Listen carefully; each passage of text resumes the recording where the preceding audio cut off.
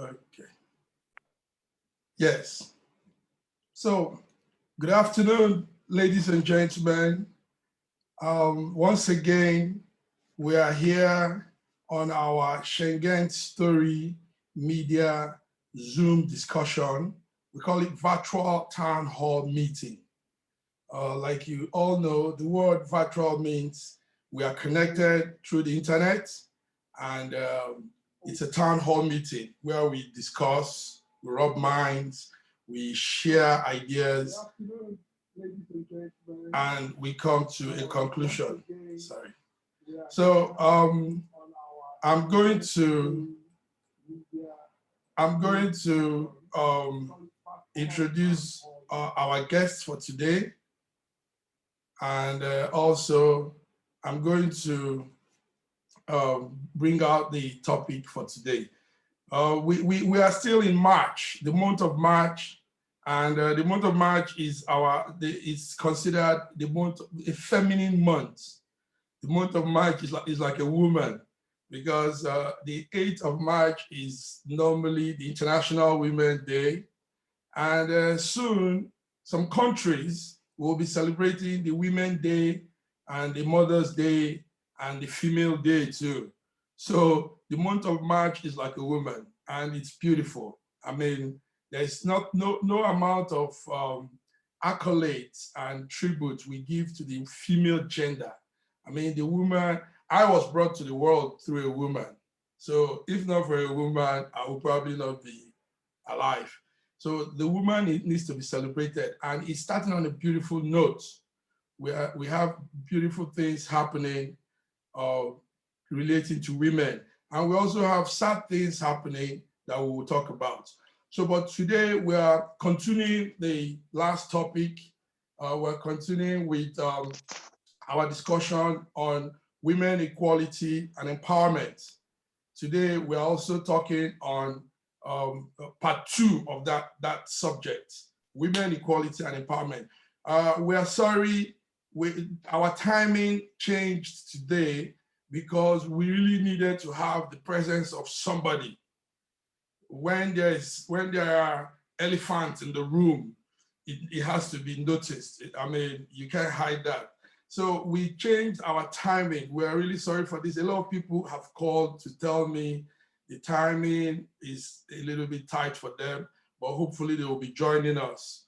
But because we want to hear our queen, we want to hear our mother and sister and friend, so we said, let's rearrange to suit the timing.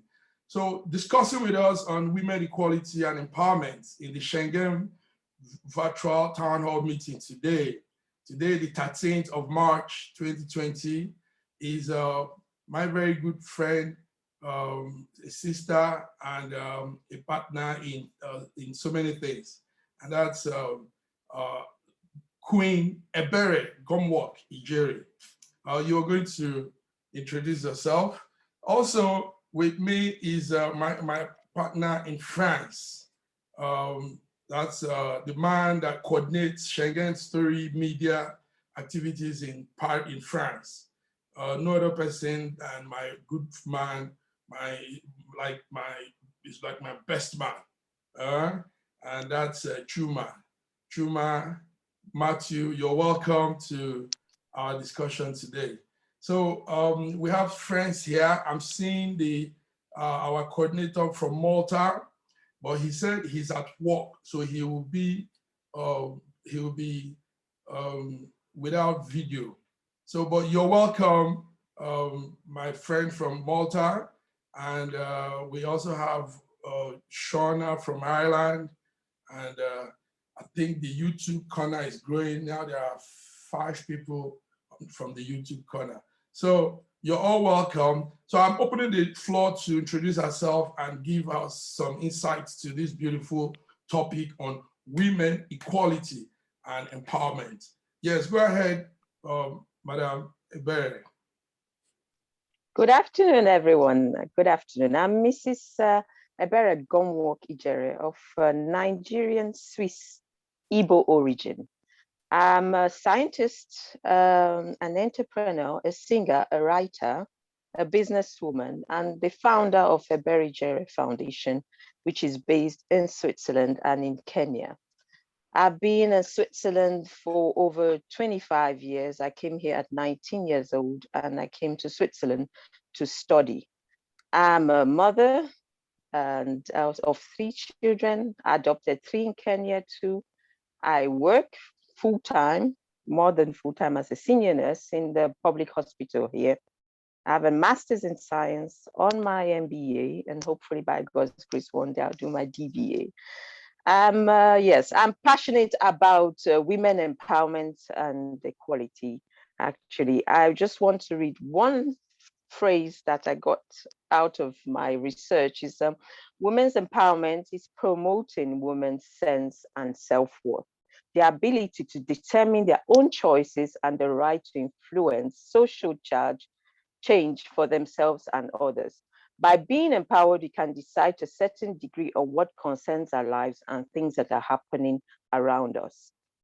It is very important for we women in diaspora. I would say this country is Switzerland. My mom is Swiss, but actually I'm like a foreigner too. I'm the only Black, and I'll call myself Black nurse, senior nurse on the floor. But it took me 20 something years to get to where I am today. I have gained the respect of the people around me. I have worked hard. I've been disciplined, integrated. I speak French. It's my 4th language. I was obliged I had to speak the language to integrate into Switzerland, because Switzerland has the French, the Italian, and the German, then the Swiss language part of it. So I'm in the Swiss French part. So having to integrate into Switzerland, you have to learn the language and be part of the system and adapt into the system and use the resources around you find yourself to improve on yourself and to empower yourself. This is very important. We have people that come here that refuse to learn the language and they keep on complaining about the system. But it's very wrong, because if you're in Igbo land, you learn Igbo so that you can move with the Igbo people.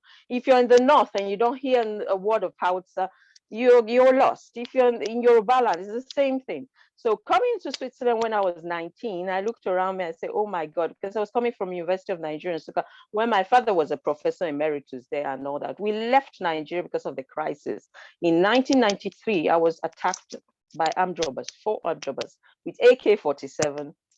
With my mom, they shot at me, missed me. That's when my mom decided to leave the country. She left with the younger one, and then she started bringing all of us out in Switzerland. When I came, I've always wanted to be a doctor, but my mom said, look, it's French. It's going to be very difficult because Switzerland is highly competitive. So try something just a step lower, nursing. I tell you that it was so difficult to study, but I put all my efforts inside. I went to school and told myself I have to get out of this place successful.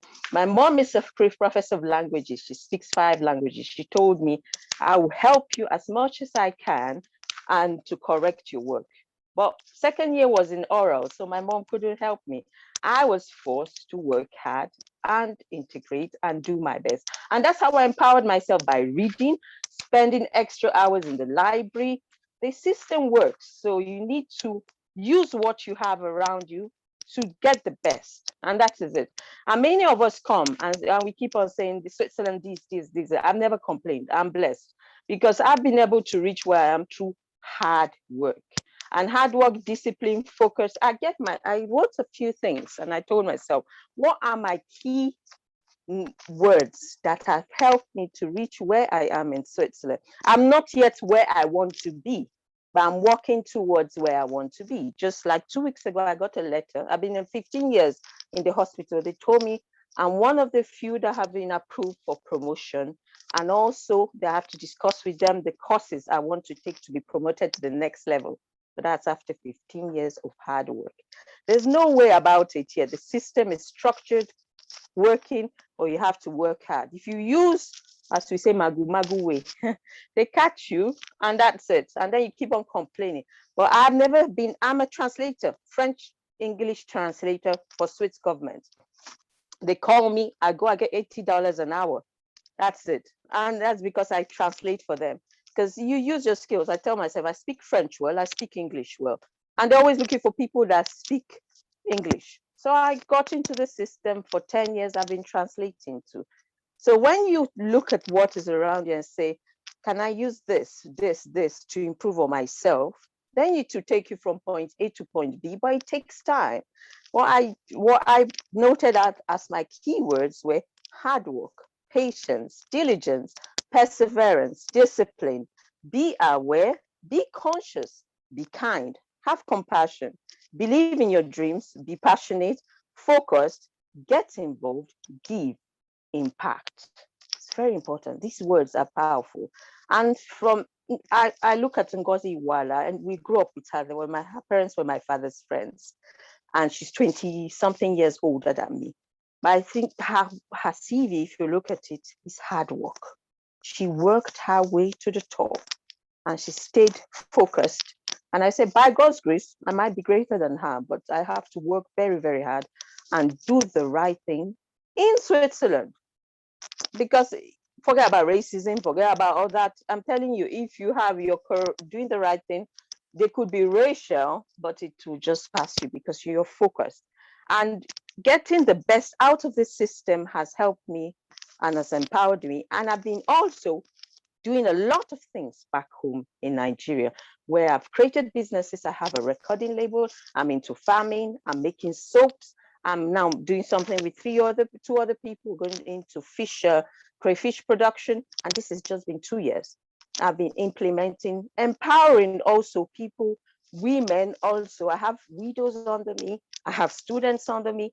My foundation, the extension in the East has over 50 youths, girls and boys who are under me. So I coach them, I mentor them, I talk to them about working hard, being focused, disciplined. The wrong thing we have a lot of Nigerians doing. I feel bad because I go out on the road, I see many of them, they're carrying drugs. And that's it. That's what we're known for in Switzerland. Huh? Nigerians are known, the girls are known for prostitution. I'm telling you, that's it. You go to Rue de Genève, you see all of them there. It's difficult. Yes, I'm Swiss, but I think we can choose because I know many of them that got maybe married to Swiss people, but misbehaved. And personally, it's a choice. We need to know our self-worth, and with what we have, work hard and get to the next part. I will end by saying, it's a quote by Beyonce. We need to reshape our own perception of how we view ourselves. We have to step up as women, take the lead.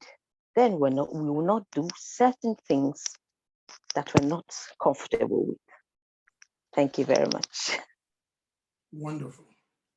This is straight from the heart. Yes, always. My books, I even forgot to say I write books, and my poems are just straight from the heart. Somebody finished it in 30 minutes, a book. He said, Debbie, where's the next volume? Thank you very much. So that's Thank you. our queen. So still be on standby.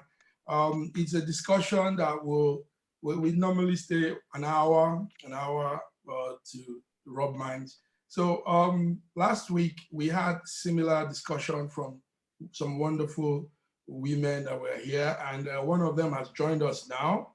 I want to introduce my top lady, Laura Ikeobi. Laura, you're there. Are you there? Laura, are you there? Yeah, hello. Good afternoon, good evening. I'm here. Yes, good. So be on standby. We are continuing the discussion from last week. Remember, we said it was so scintillating, so inspiring and impactful last week, and we said today we want to add up to what we were doing because we didn't want to stretch the whole time last time. So, yeah. But while we were on that line, there were questions I'm putting to our ladies and those online. Lara, do you want to make an intro and a few comments? Go ahead. Well, I just joined, so I don't know where you guys are. So, but like, these arguments about women empowerment and equality, cannot be overemphasized. We all know what we want as women and where we're supposed to be as women. So we will keep, preaching the gospel.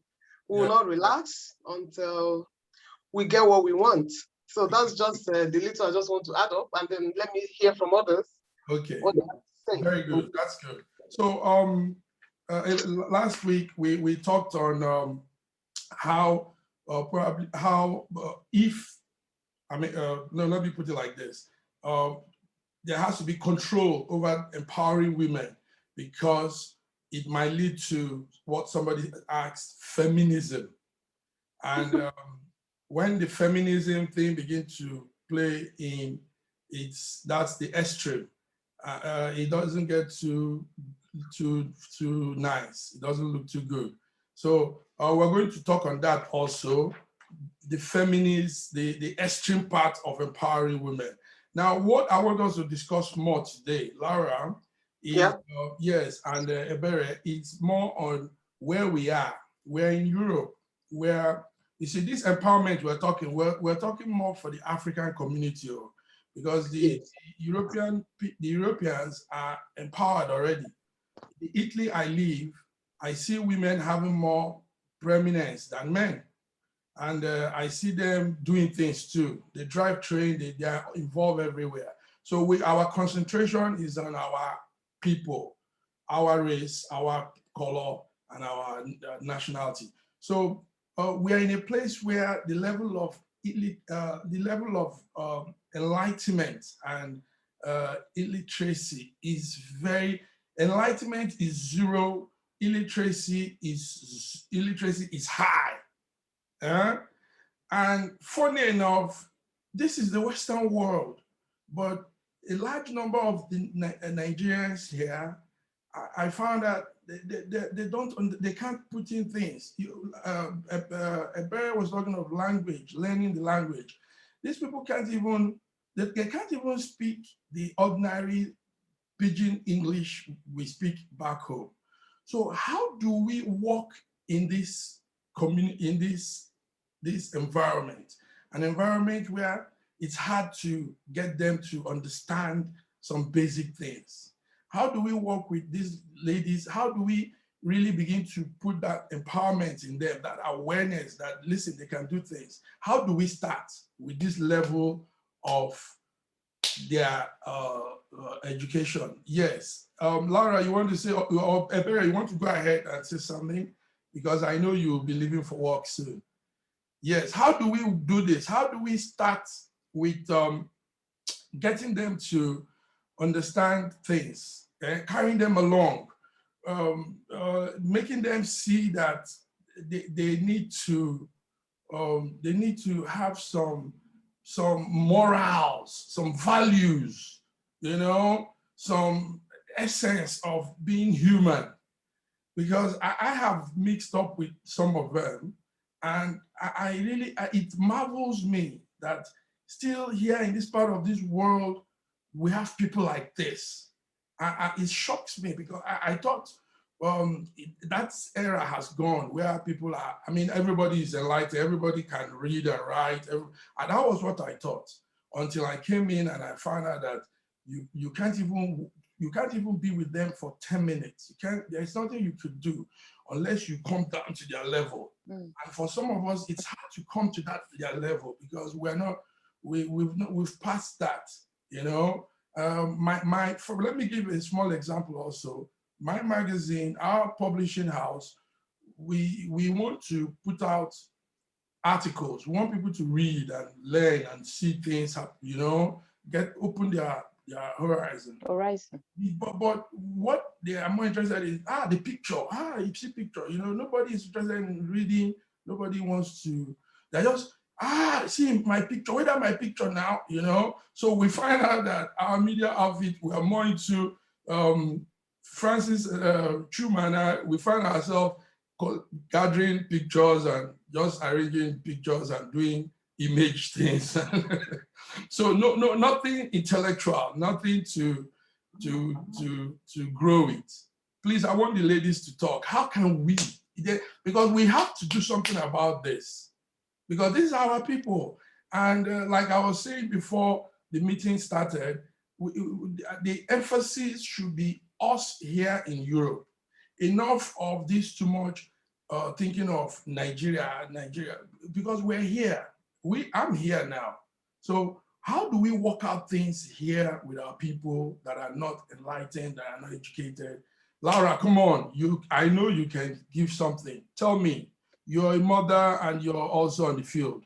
Laura, okay, Eberia wants to go ahead. Okay, go ahead. I think personally, we need to work with the structures that exist on ground that are Nigerian.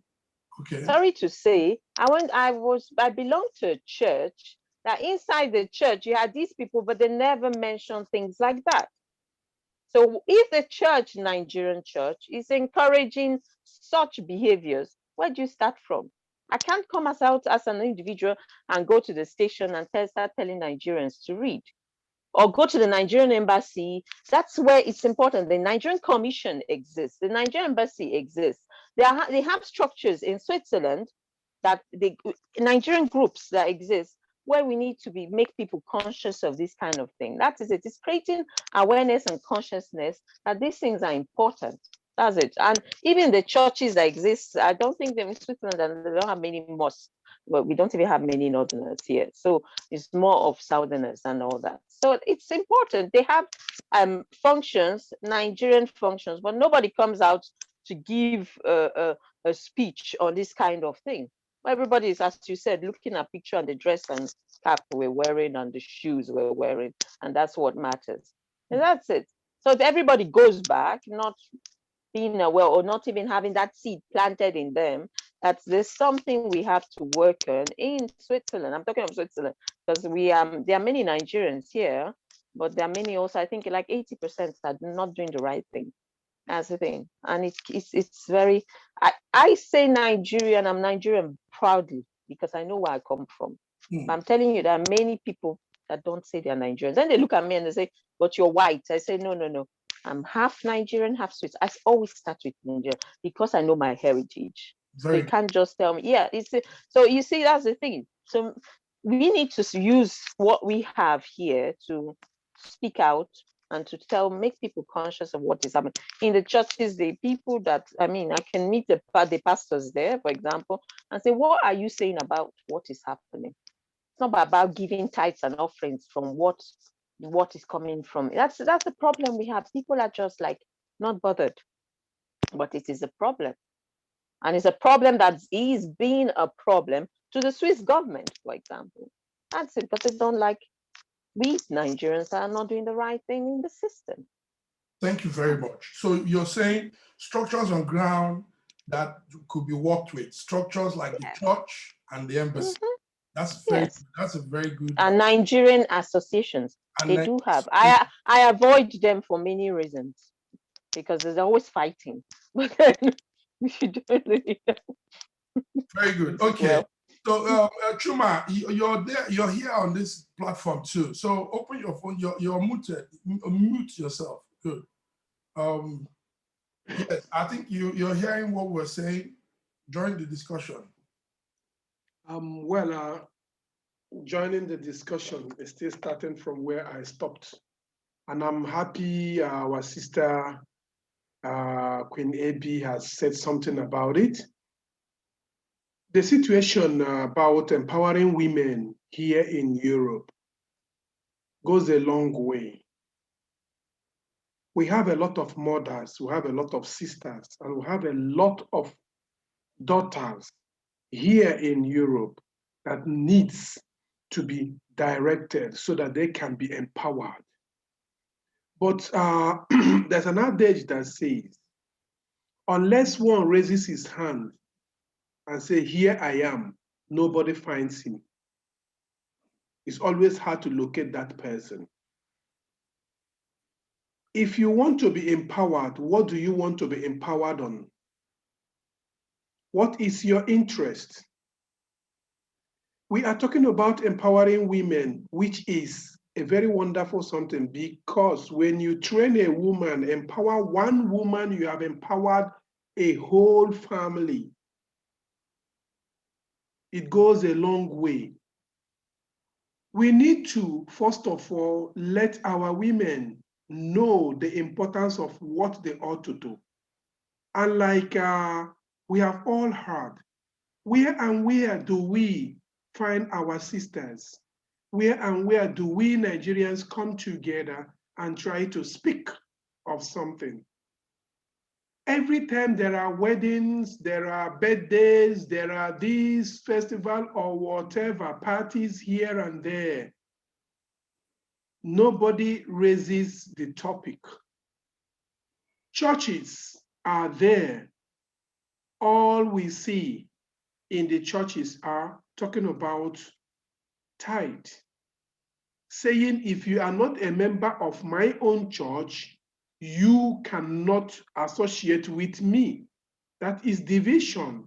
And this is going a very long way, dividing our people and not giving them rooms to reason together.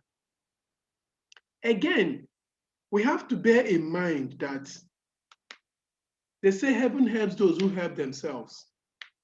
And Christ himself said that if you do like the hypocrites do, what change, what difference have you made? So it is high time we tell our sisters, you can make the whole money in this world, but it's not all about money. It's all about making an impact that when you are not there, people will always speak positive of you. Our sisters back home, we have hairdressers, we have fashion designers, we have caterers, we have people who are into patisserie, baking of cakes and all these things back home. Then we also have other people who really want to, who do other things. There are so many women that are driving here now. But our sisters here, are they willing and ready to get into this? Are they willing and ready to change their path?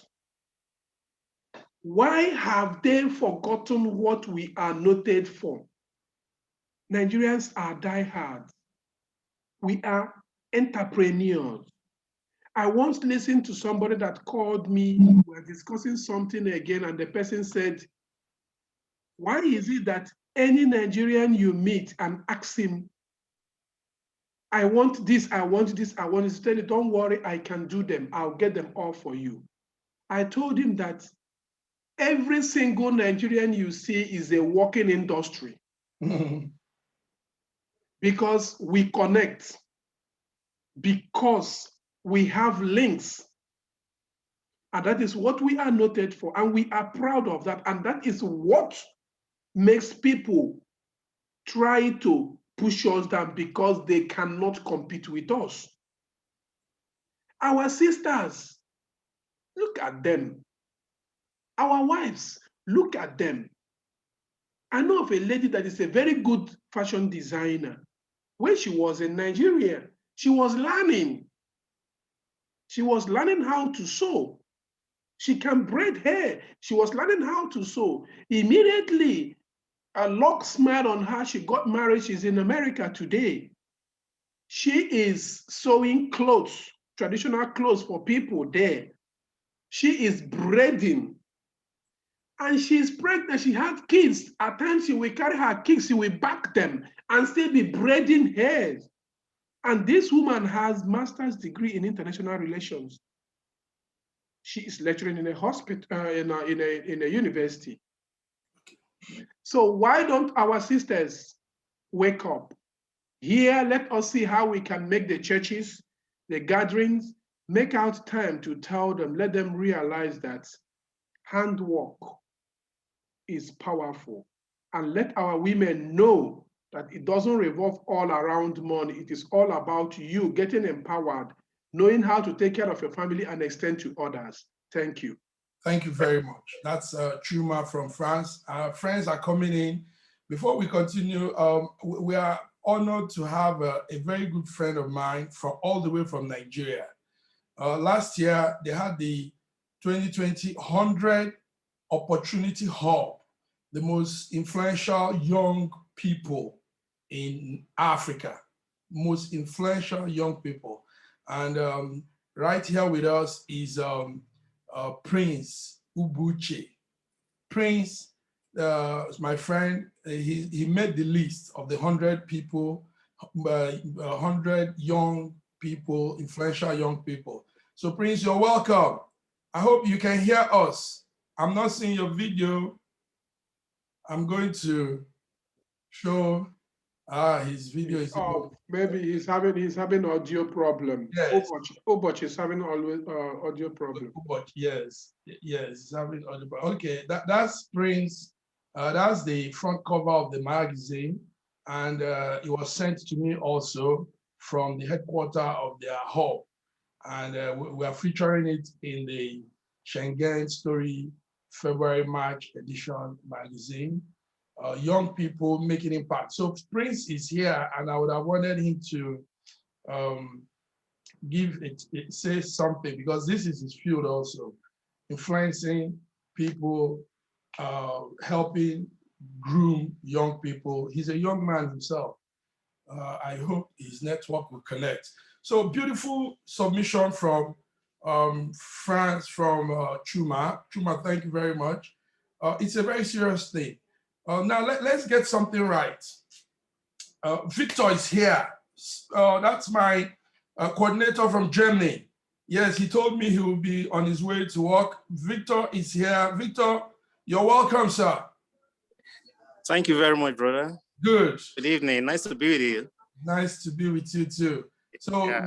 we are continuing with the dialogue from last week. Women empowerment and equality and all the talk on women. We said March looks like woman. The month of March is feminine. So, but it's a beautiful thing to have a period to really put out statements on our lady, the female gender. So now listen to this. Victor, you're here. One aspect of empowering our women. We've just talked about the level of illiteracy here and how it will be very hard to really do things. But our Queen Ebere gave us some very good focal points. She said a starting point is structures on ground. The churches here, the African churches and the embassies and the association, regional association, local association of Nigeria could help to begin to groom women. They should have programs, events on talk like what we're doing here. They could have those seminars, have things, activities that will be empowering the women. So that's a beautiful insight from Queen Ebere. So now I want to ask this again.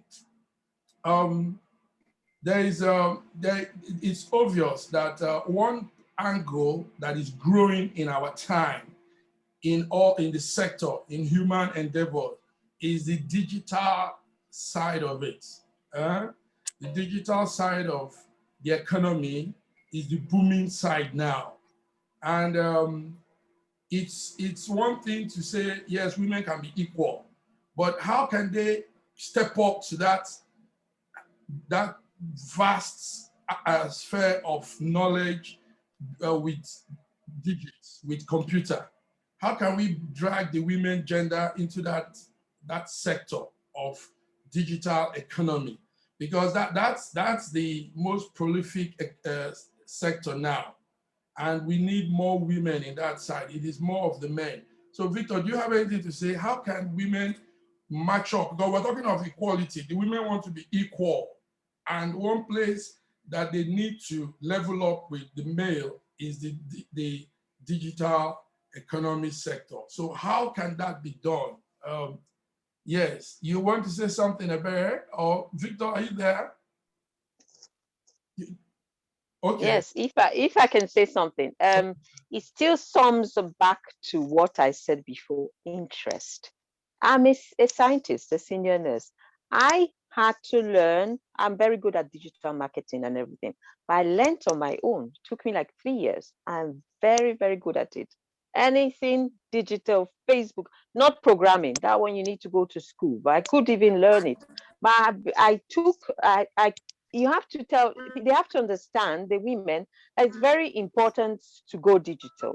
It's important. Or anything digital. This is the world we live in now. It's online, it's digital. So once we have told ourselves that we need this as part of the tools to be empowered, then I manage 15 Facebook pages, 15 Instagram accounts, all these things. I learned it on my own because I said I needed this to move to the next step. Now people giving me their accounts to manage. Yes. So we need to, yeah, you see, my brother, the thing is that, let's say, for example, the Nigerian embassy here has a conference or a party or something. That's where, for example, we need to go and tell them that this is important to move on. You see, it's not, as long as we don't see the need for it, we're not going to use it. We'll say, no, it's not important, but it is important. That's it. That's my little contribution. Now, a lot of our ladies are on the social platform, actually, but it's more of the frivolous things that exactly. They are gossip, making videos on themselves, fighting themselves through, that's what they're doing. So Very true. They're good at doing that. But we're talking of harnessing these things for the good of our community, our people, making income out of it. And more importantly, since we are talking of being equal with the men, so coming up to that level where the digital sector become, the women gender are there, they are involved too. They are doing those things men normally do, and they are doing it productively, making something out of it. Do you understand? So that's it. Victor is there. Now we have a friend that has come in, and that's our coordinator, Schengen story coordinator from the UK, Bedford, UK. That's Matthew Ogaraku. Honorable Matthew, you're welcome. Yes, you're welcome. So we are discussing, as usual, we are talking women, our sisters, our mothers, our wives, our girlfriends, and women. So there are still more questions. So questions are coming in. Somebody is saying that, how can the Black women escape racism? I don't know. Did you hear that? Lara, can you say something? You say, how can the Black women stand against racism? Lara, are you there? Hello? Yes, there's a question coming in. You know, normally questions come in. So yes. The question has come in now. Is it, how can we empower Black women to stand against systematic racism? I don't know. Somebody just... Well, I understand you. It's all about racism, whether systematic or anyhow you put it. It's just racism. The truth about it is that, first of all, we have to understand what is racism, and then depending where, how these things are put to them. But I know that racism is racism, anyhow it is. But first of all, as a Black woman, you just have to know who you are. You know what you can do, your values. You just have to know that, make sure that it's, placed at in your heart. That you just have to have that mindset of who you are as a woman, irrespective of your color. Do you understand? This will really help you to fight racism, because a lot of people, here where I live, they talk about this racism of a thing and then how they face it in their places of work. I don't really believe in that, because I am that kind of woman that knows my rights. I'm that kind of woman that believes in what I can do for myself. I'm that kind of woman that can stand anybody. So when they speak about this racism, I keep telling them that I don't really know, I don't understand what they mean by racism, because from day one, I tell them who I am. From day one, in fact, I show who I am with my character, the way I talk. So if you have this kind of racism in you, or you want to, come and push me aside, telling me that I'm a Black woman, to me, it doesn't exist. because I know my worth, I know my value, and I know what I can do, even in places that I've attended. I mean, where I've worked before, where there are a lot of white people and all of those stuffs. What I can put on ground, tells who I am. And then, so I don't know the area of how they want to come and put racism or trying to, push me aside using color, telling me that I am a Black woman. So in my mind already, I've already set it that no matter how they come, I'm always ready to defend myself. I'm always ready to show, to give them that impression of who I am, irrespective of my color. All right. So first of all, as a woman, you just have to know your worth, know your value wherever you see yourself. Remove this color of a thing from you whenever they come to you, that maybe because you're a Black woman, and then because of that you don't really have a say, a place of work or the people you meet or where you go to. You have to really put it in your character. I mean, in your face, in the things you do, the way you present yourself. So that's the way I try to defend or show them that, put myself in that position that you don't really have to tell me that I'm a Black woman, and because of that I am different from you. Do you understand me? Very good. My Yes. people are just joining. I'm sorry. Very Yes. sorry. We have with us our Apostle Helen Root from Yes. Holland. You're yes, welcome. Thank you, sir. I'm so sorry. There was an emergency that came up. As a pastor, I needed to go and attend to that church member. So the whole thing lasted for a long time. So I'm still on the way. I'm still driving. So I just had to use my hand in hand to just connect. I'm so sorry, please. Everybody, okay. Please, I apologize. It's okay. Listen, this is part of what we're talking about. What you're doing is that what we just finished, we're talking about, empowering, supporting your fellow women, empowering and guiding them. A lot of people need to be guided. A lot of women in Europe, Nigerian, African women need guide. They need help. They need support. They need somebody that they can lean their shoulder on. Yes. And however you're doing it, you're doing great. We appreciate that.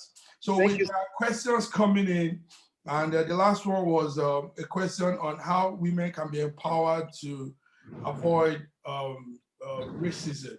So it's an issue actually. Apostle Helen, what do you say as you're driving?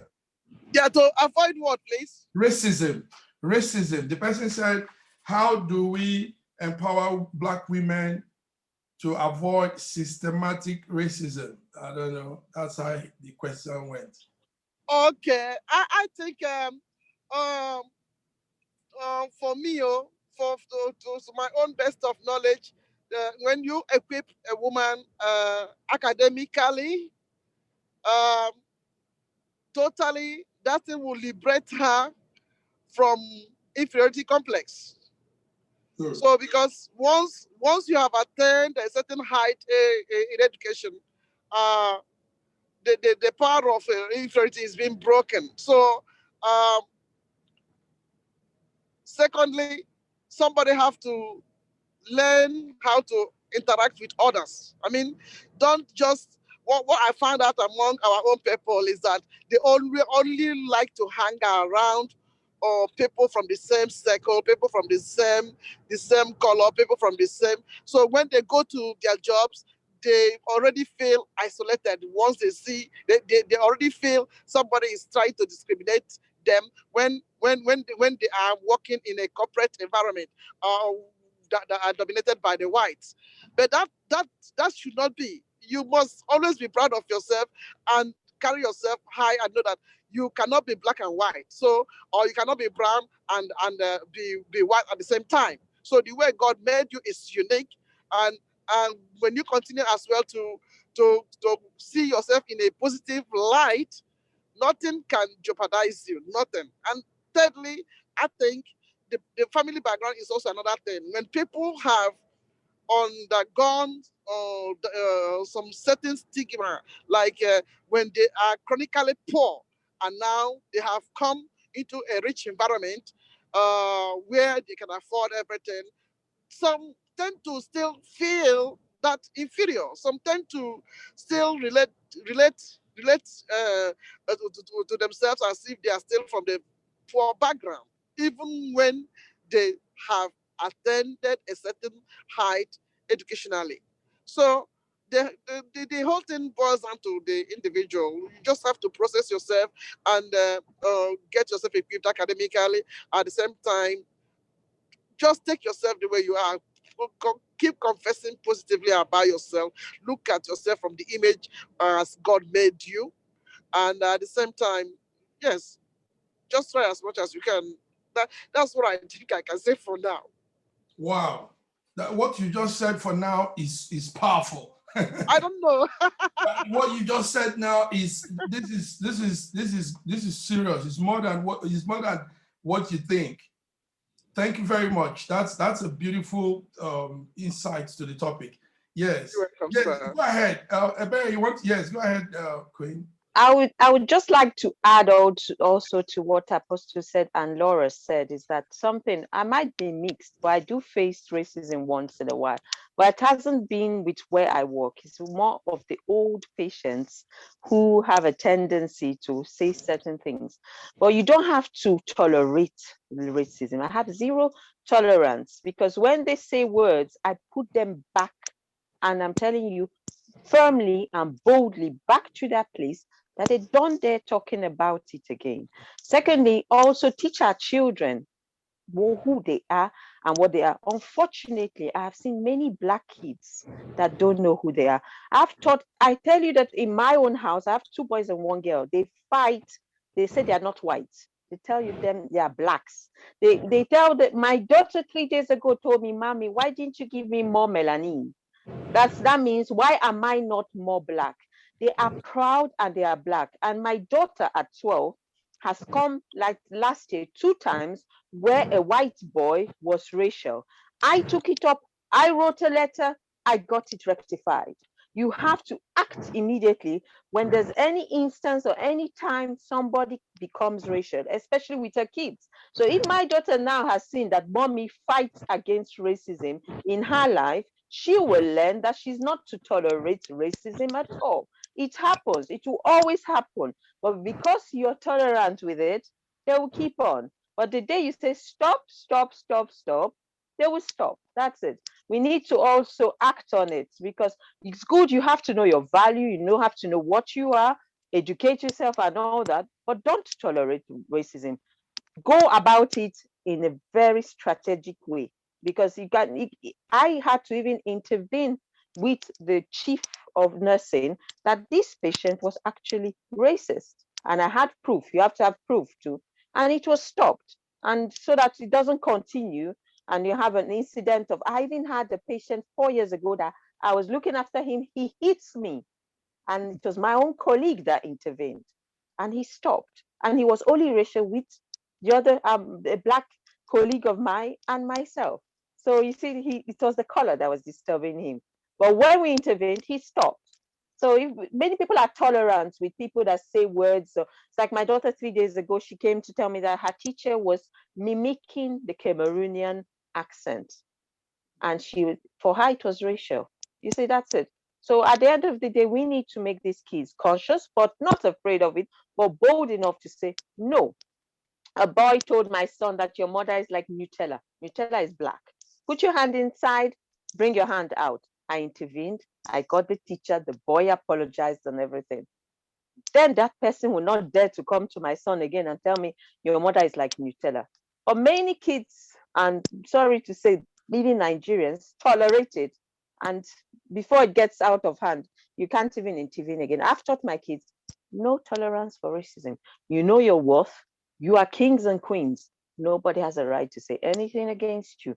And that's it. And they grow up with this thing, and it follows them all throughout their lives. Just, yeah. Thank you very much. It's important. These are the realities we as Africans, as Nigerians in the West, these are realities we are faced with. And every day it will be coming in different shades, to be coming in different angles. But these are realities, and it's wonderful that we are talking about this. It's good we are throwing light into it. Thank you so much. The ladies are representing. Please, can I add up something, please? Yeah. Massive Mark. All right. Yeah, just want to add up from what Ms. Ebere said. I mean, from the first question you threw, Yes. where you were saying, how do we empower women in Europe? Yes. You know, these are two different things. Let me just explain it a bit by bit.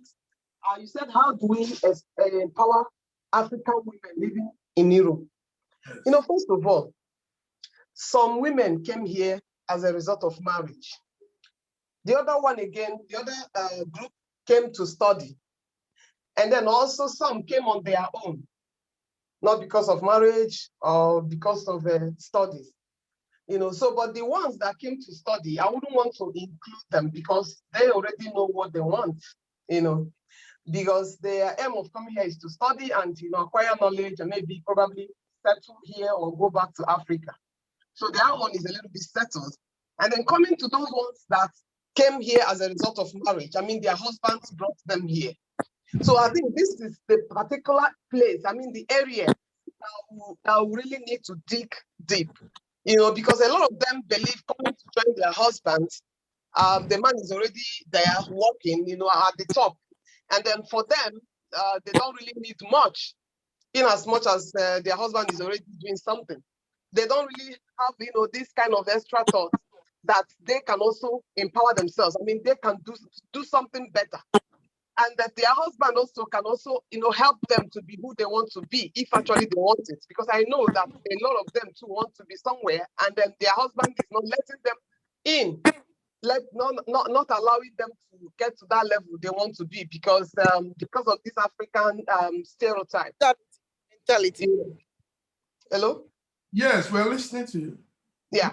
So because of that, some of them don't really have this mindset of, you know, let me go and get extra thing done for myself, because the husband has already made them, you know, not to have that kind of thought, you know, in them to go ahead to go to school or to learn one thing or the other from the country or the government or the society where they live.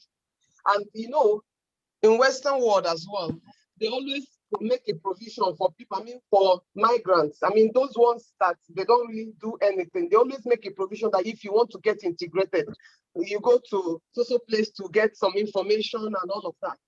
And then you find out that a lot of them too want to go and do those things, want to get integrated, you know, look for one thing or the other to do for themselves, but their husband will not let them to do that. Their husband wouldn't want them to get integrated because of one thing or the other, because of this African stereotype that I told you. Okay? So, and then coming down to those ones that came on their own, of course, they came to hustle. I mean, they just want to Economic reasons. They don't want to come to Africa, come to Europe, you know, to better their life and that of their family members back home. You know, once they get themselves fit, you know, get a job and start working and getting little money, they feel that is, you know, I mean, the highest of it all. Not knowing that there are other ways they can also add up something to their life, add value to their life by getting extra to get to another level. So these are little things that I also felt that that are somehow limiting some of us. Like my sister said, they're going to say something to do with structure. You know, depending on structure, I mean, the society or the country where you find yourself. You know, it plays a very significant role in the sense that when they come, like this language barrier of a thing, some of them, they are afraid, or is it that they are afraid, or they are very reluctant to go and get, to go and get themselves educated, learning the language and looking for one thing or the other to do for themselves. You know, and then coming down to African community where, you know, the way they do their things, you know, I mean, the community, church thing, weddings and all of those things. Yes. That's where their mind, you know, is being channeled to. You know, and then our people, I mean, the ladies, I mean, the women sometimes too, they don't really expand their horizon, you know, in the sense that they don't like associating with people they don't know. They always work within their community. And they're not knowing that when they go out, there are other things, other people they will meet that will even help them, you know, get to where they want to go. They will give them ideas, information on how to move forward in Europe.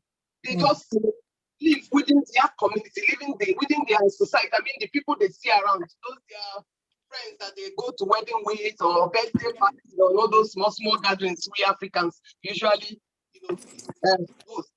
So these are some of the things that I felt that could be a barrier to most of our African women that need to, take to the next level. Thank you very much. Thank you very much. But if I can add something, please. Yeah. Yeah. So, in addition to what Honorable Laura just said, Yeah.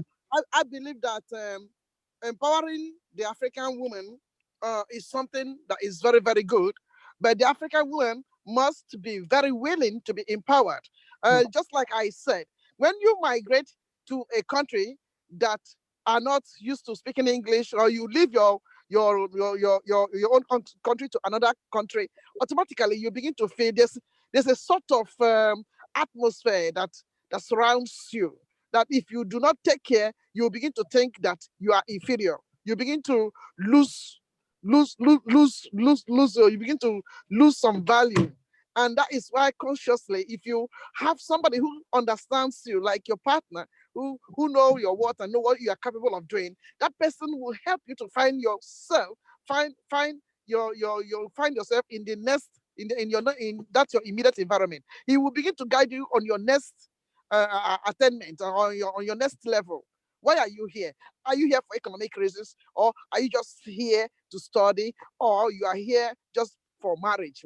What's the purpose why you're here? Even if you are here for marriage, your husband brought you here, you don't just need to sit. One thing I found out with African women is that when they come here, they still maintain that same African mentality, whereby they think that the man must be the only one to take care of the family. So they leave every responsibility, just like the way many of them do in Africa. They leave the same responsibility here, and they begin to call their husband Oga, Oga, Oga. The moment you begin to call your husband Oga, Oga, you are already making yourself very, very inferior. And then you don't want to break out from, there's nothing wrong in calling Oga, but you can still call the Oga and still know that you didn't just come here to look at the walk under the snow and look at the beautiful streets. You must become independent somehow. Like you must go to school, study to show yourself that you are competent to do. You can do some other things. Ways to empower them. The first thing will be give them a certain perspective, give them back their image, let them get back their confidence, get back their image, know how to carry themselves. After that, then put them in a school where they have to go and learn whatever they can do, either vocational school, Then the third is let them become computer literate, because in Nigeria, many of them were not computer literate before they came over here. So here, everything is computerized. Everything you enter the bank is computerized. Everything you want to do, you just have to do it. Do it system. Do it yourself here. No, so people don't really have that time spending and telling you have to do no. So if the African woman is empowered, become computer literate, that African woman will do a lot, because every other thing, the moment she knows that she can use her phone to do newsletter, and she can use her phone to write emails, she can do everything with her phone, then that woman is at the verge of really doing some exploits, So I'm just talking about phone, or not just laptop or whatever, but the phone, because all of us have powerful phones these days. But what is the essence of carrying a phone only just to be making calls, when that phone or your other counterparts in different countries are using them for all of these movies we are watching? So educate the African, let the African woman become computer literate. Secondly, let the African woman know that her end doesn't end in the kitchen. Let her know that she can something valuable can come out of her. Then, because if many of them who are suffering, like those who say they are married, I'm married, but I'm very, very unhappily married. I'm not just married, I'm happily married. So, and my husband gives me every chance to do whatever I want to do in life. So if the men will get to empower their wives on the next thing to do. Look, here we know that most of our African are very, very big. Why? Because we don't even ride bicycles. We don't go to the gym. We don't even do any of those things. So we decode again, we lock up ourselves. So teach them the little things. Go and learn how to ride bicycle, because if you can learn how to ride bicycle, you will not sit and be waiting for somebody to come and carry you and carry you there. And when they cannot carry you, then that becomes a problem. So little things they can get themselves empowered with, and then they can begin to excel. Look at hairdressing. Add something, add more value to yourself. Get another skill. Let them get another skill. Even as a consultant, you can still be a hairdresser. You can, open a salon and begin to do those black friends you are crossing around, begin to do their hair and earn some money out of it. Look at the nails.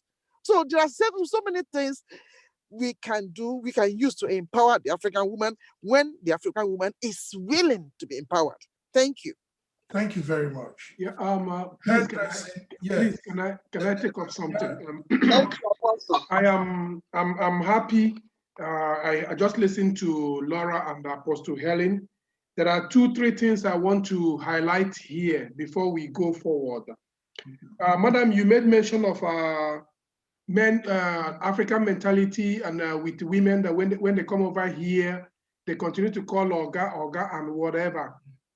Yeah, it looks like their men are being, are caging them. But I want to put something very clear to you, which I know very, very well, madam. You also understand it's been happening everywhere.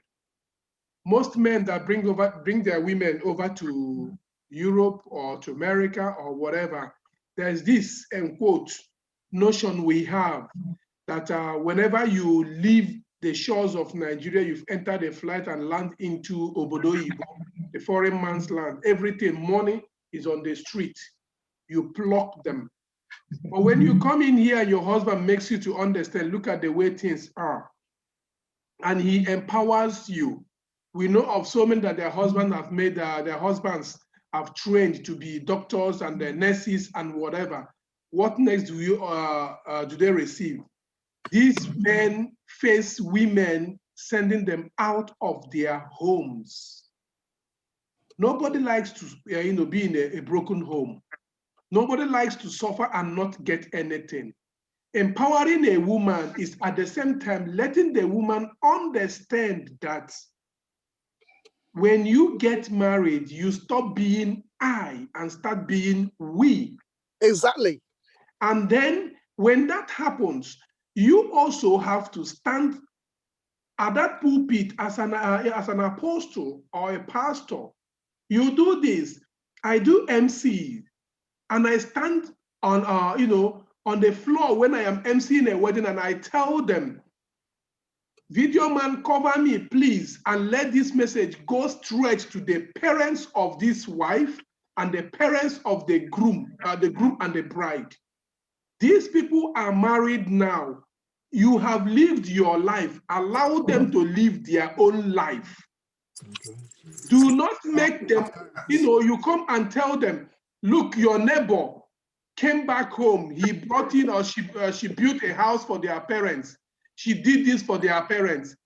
Do you know how that came about? All fingers are not equal. That is one, please. Second one, I am talking about computer literate. My sister, please know it. Is kind of an ideology that has been, embedded into us, that Africans are not current. But look at it. If not, I know of 6-7 people, women, that are programmers back home in Nigeria. There's a lady that has built a very strong app now to help fight against women being molested or raped or whatever. It is there. I shared it on my phone. So what I am saying is, our sisters back home are all learned when it comes to computer, because everybody wants a big phone and they know what is in it. But the problem we ought to start facing is to let them understand that these phones are not meant only for Instagram, Facebook, WhatsApp, and what. You like to follow somebody on WhatsApp, on Instagram, who is following you. Let us make them understand that they can exhibit their skills. That is what is in vogue now. Let our sisters that have come into this place exhibit their skills. If you don't have a skill, go and learn a skill. If you want to integrate, go and get integrated, but do not assimilate that idea that says if a man, offends you, or a man shouts at you or tries to correct you, you tell him, this is my house, you call the police. Somebody brought you into that house. You cannot be alone. Single parent is not good. Thank you. That's the man, a man's voice coming in. Okay, there are lots of questions from the YouTube side, and I want them to just be there with us. So please let me take one question from the YouTube, then you can all make your submission. It says, we can't go into this event without talking about domestic violence. So what do you say, women and gentlemen? He said, we cannot go into this event without talking about domestic violence. We all know what that means. So many men become very aggressive and beat up their partners. And we've had cases where some men kill their partners. And in the US, we have the opposite too, where the women are the ones, some of the women are killing their men too. So what do you say, Ebere, what do you say, domestic violence? The question is coming from the YouTube corner. Sorry, I need to leave. It's time for me to go to work. Oh, Domestic violence, personally, I advise you to have this as a topic on its own, and I can talk about it, okay. But not yes. I need to go because I have to go to work now. Yes, but domestic violence, we cannot treat it in 5, 10, 15 minutes. You should talk about it. But he's very right. It's a topic to be talked about because it's a problem here. Yes. A big problem where we go leave at the shores of our country and come here, and then we start behaving, men and women likewise, we start behaving differently, and then it causes conflict and it leads to violence. Before you go, hear this one is coming from me now. It's my own small submission. One, I'm going to be a little bit hard, but take it. One very serious aspect of women empowerment and equality that we don't talk about because people shy away from it is the fact that the women gender are the ones that fight themselves. Women would have been so progressive in the world. It is both African and Europeans. But whenever a woman stands in a key position, she's the one, we know, men know this. So maybe we're going to talk about this next time again, like you said, with the domestic violence. Why does that thing happen? Why are women the enemies of their self? It gets so hard that you even have some women. No, it's funny. It sounds funny. No. It's very bad. Sorry, you're right. I have only men I work with, no woman, because of that. I know many girls that say they don't have female friends. I have female friends, very close, but those I work with are men. That's it. They prefer companions. I agree with you. There's a lot of we want to let you go. Ladies and gentlemen, thank you very much. Queen Ebere, a friend from New Zealand, and she's joining. She'll be part of our group on discussions in the virtual town hall meeting. Ebere, thank you very much. You're welcome. Thank you so much. Thanks to everybody. Thank you, Laura. Thank you, Apostle. God bless you, and thanks a lot for everything. I'm sorry I have to go. See you again. Bless you. Bye-bye. No problem. Bye. Bye. Yeah, so for those of us that are still here now, the matter is so serious that we decided to make the front cover of our February-March magazine because it's a women month. March is women month. Yeah. So our front cover features 2 women, and funny enough, they're not here. So, but what we want to really be doing, it's like a mandate for Schengen story, is to continually pump the women gender in Europe, Nigerian women gender, African women gender in a positive light. I have seen enough of the negativity. And I sat down one day and said, what does it cost me to just keep putting out the positive side? So we want to do that, like we said last week, we need role models. We need women that will begin to show these girls that it is not this what they think. There's a change of mindset to behavior and their relationship with people. So, but we need women role models. So, like we said last week, we seek for who it will be, who will come and be doing things, showing us. Let's be having all these conversations also. Let's be doing things and be building our Nigerian community, bring the positive side of us. The damage has gone too far. The character assassination has done too much. So it's time to build, and we have to build. We need to build our community. We need to erect pillars that will stand strong in Europe as our Nigerian community in Europe. So with that, I don't know, Matthew is here. Matthew is a philosopher and a man that sees things from different angles. Matthew, do you want to give a submission before we begin to round up? Thank you very much. Yeah. Thank you. It was so good listening to women talk more about relationship. Yes, definitely they have always the feminist aspect of it, but the relationship has a lot beyond male and female. It has much to do with what you have to offer in the image of the whole thing. Yeah, there's some perceptions and idea of leaning to your side in relationship has not helped matters so much. And more importantly, we should always know that, yes, though we do not encourage dominance, but that a man came in and choose you among many means he has something on you. You can't say man didn't love you before he chooses you. So if there's this love, whether it is by assumption, I think it's a privilege that needs to be paid back for. And this may be done, better done by resistance, but by encouragement. And better done by confrontation, by dialogue.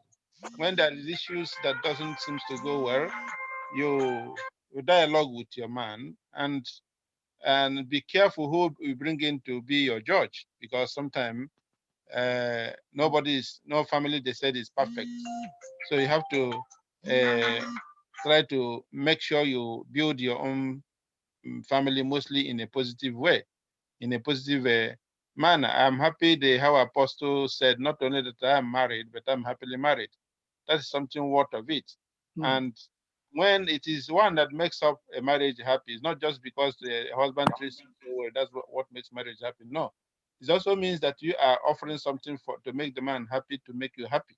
It is a symbiotic relationship, as it is said. And you can give what you don't have. So sometimes one of the issues that we normally have in relationship is that sometimes people are not prepared for it. Just like somebody has rightly said. Yes, some other people came in and has seen a lot of people make a lot of effort on their women that was paid back bad. Some other people also came in feeling that the man is a breadwinner and should be everything about it. People doesn't think they will contribute effectively in the maintenance of the home. More importantly, when we live in Europe, where you have bills to pay, and if you don't work enough, you can't have enough to pay. And whenever you're running beyond your earnings, automatically it affects your relationship. And you don't stay there and then say, this one takes the wife to holiday and take her to moon or to sun, and then you don't do me that. No, please. I think I know that most of the religious, in fact, most of the Protestant groups, communities are doing a lot in terms of family relation. Some more traditional churches don't do, unfortunately. Though every institution has their own advantages and disadvantages. Having said that, I think other things that is being a problem to our institutions is that once we leave the shore of Nigeria, sometimes we leave the shore of our culture to some extent. And certain things that are somehow resolved in certain manners are no longer there. You have to manage it yourself. And if you're not matured enough, you may be a victim of handling. Let me not take you too much here. What I'm trying to say here is that we should see marriage as a sweet institution that need to be kept renewed and sustained. Anytime you are not instrument to sustain this sweetness of idea, know ye that you are not helping matters, and maybe what you get is exactly what you offer. Thank you, and God bless you. Thank you. Yes. So on that note, everybody has said something beautiful, and believe me, it's echoing all over. Yeah, now I'm here now. You're here now. Yeah. Okay. Okay. Yeah. So, the discussion on violence, somebody said, is a big topic of his own, but I want us to end the women empowerment discussion so that, because we are bringing back Abike Dabiri, our NIDCOM officer in Nigeria. We want to have her in our next webinar. So we want to finish this discussion today. So in the next 20 minutes, Apostle Helen, can you give us, say something about this violence? It's a question from the YouTube corner. Okay. Yeah. Violence. Yeah. When we talk about domestic violence, we have to know that it is a global problem. It's a global issue. It's not just something that is peculiar to the blacks, because I've done a lot of programs, television and radio programs on this issue, and I've brought so many professionals as far back as 10 years ago till now. Domestic problem has always been a very crucial topic.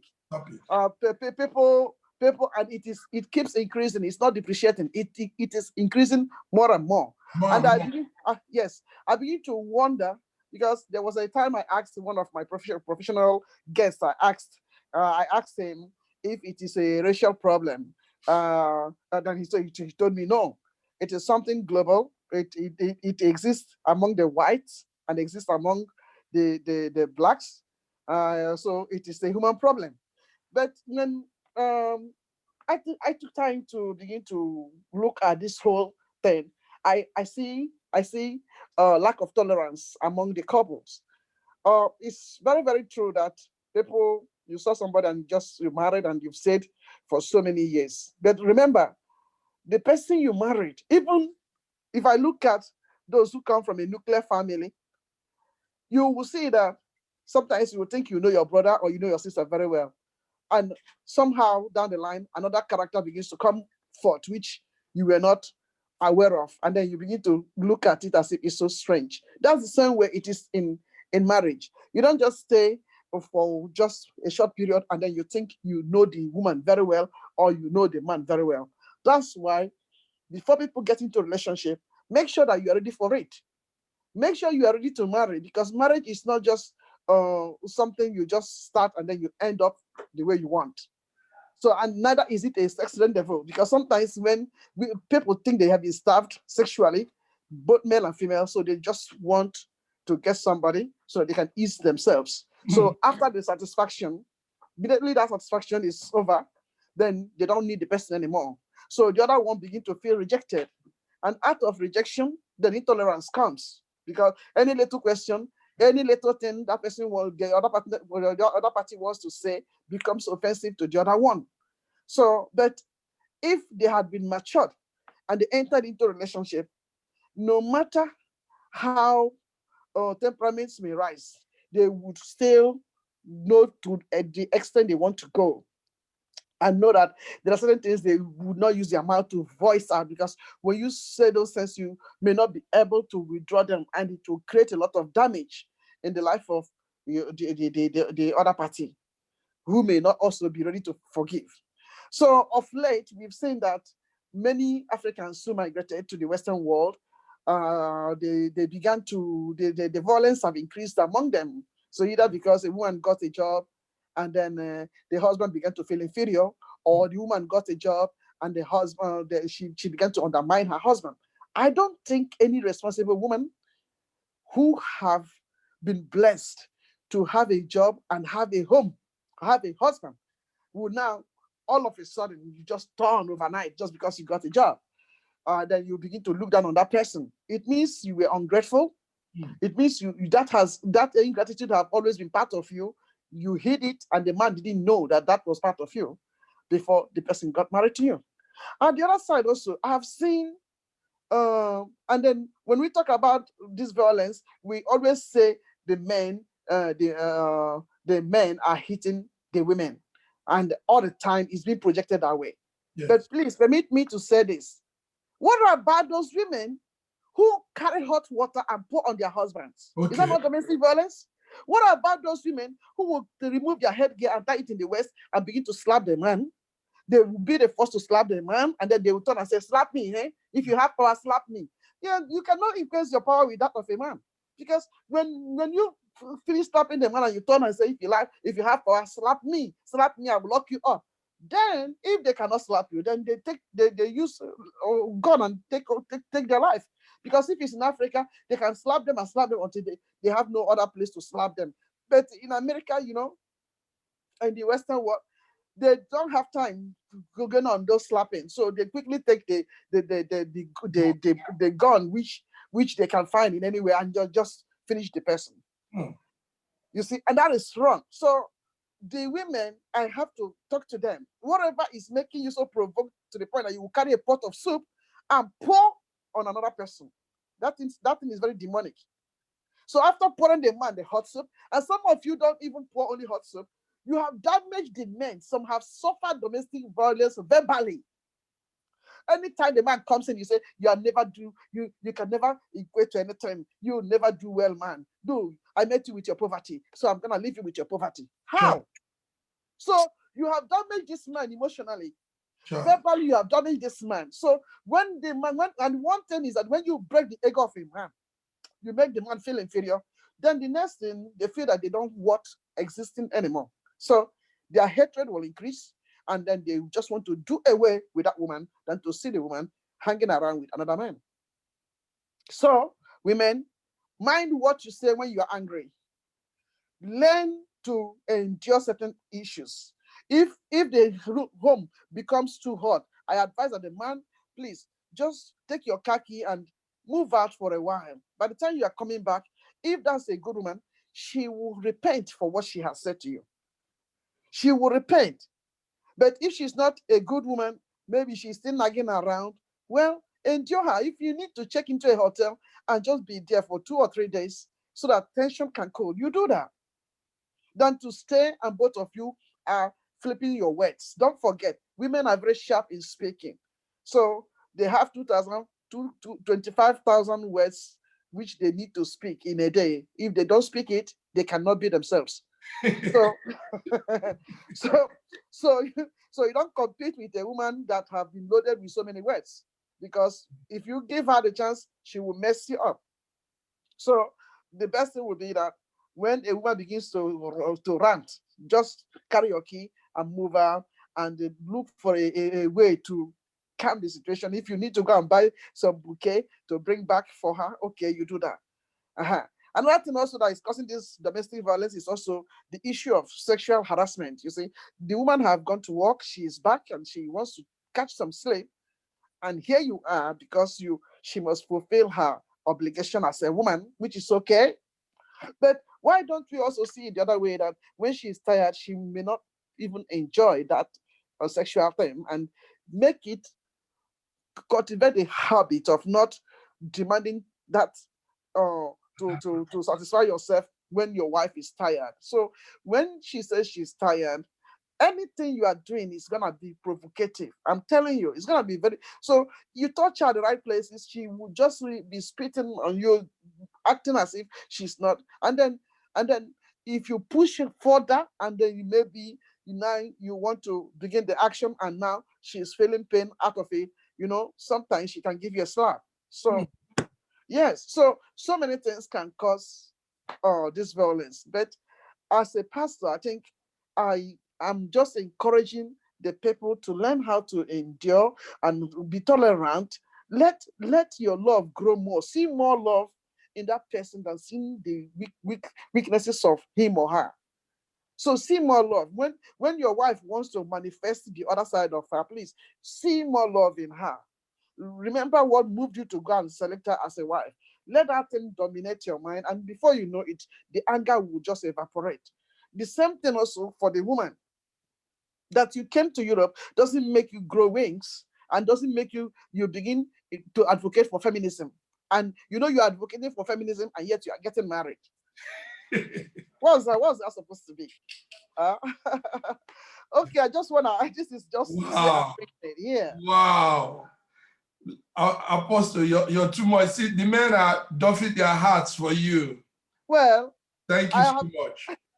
Listen, Apostle, by the grace of God, when the gates are open, the Corona passage are free, we'll be having physical conferences and seminars.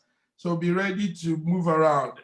Yes. Tickets and hotel room paid for. Don't worry, we'll take care of it. I trust you. I know. Tickets, paid for. Thank you very much. Thank you. We need to. Some people are just coming in. We need to round up now so that we don't hold you up in your other activities. Everybody has what they do on Saturday evenings. Yeah, it's so true. Sorry for having the event too early. It was actually because of our sister Ebere, because she said that was the time for her. So, but we will really get very good timing and dates and continue these beautiful discussions. Yes. There has never been a time better than this, like we say, a time when all of us in Europe, Nigerians in Europe, are aware of ourselves. Yes. And we are changing the narrative. We're bringing a different outlook. This is true. So I thank you all for coming. Matthew from Bedford, Ogechi from Ireland. Laura, you've been coming and going. Thank you for coming. We appreciate you. Now you're putting on the mask. So thank you. Thank you. Yes, thank you for your presence. We appreciate your presence. Yeah. My great sister, Apostle Helen, thank you very much. So thank you so much for your time. The questions were coming in, but we can't answer everything. So maybe I might forward some to you, Apostle. And it's all right. Send me the link. Send me the link. Okay. Okay. So thank you so much for the wonderful work you are doing. It is my desire that the Lord keep protecting you and rest his hands upon you. Because as a matter of fact, you know, what you are doing is very, very, very important and very sensitive. So not everybody will just be enjoying it. But I pray that those who will love you, they will be more than those who will want to say anything against you. May the Lord sustain you. May his hands be upon you. May the eyes of the wicked never see you. May this channel go forward and forward and forward until God brings glory out of the whole thing. I pray for every one of you who have been members of the fellow panelists. May God bless each and every one of you. And keep on the good work. All your contributions, they were very necessary. God bless every one of you in your different countries in Jesus' name. Amen. Thank you very much. That's a beautiful way to round. Amen. Amen. Thank you, Apostle. Thank you, honey. We are coming back again, hopefully next week, with our mommy in Nigeria. That's Abike, the NIDCOM officer, Abike. Yes. So when the platform is arranged, let's all be there as usual. God bless you. Thank you. Have a beautiful weekend. Same to you. Bye-bye. Bye, honey. Bye.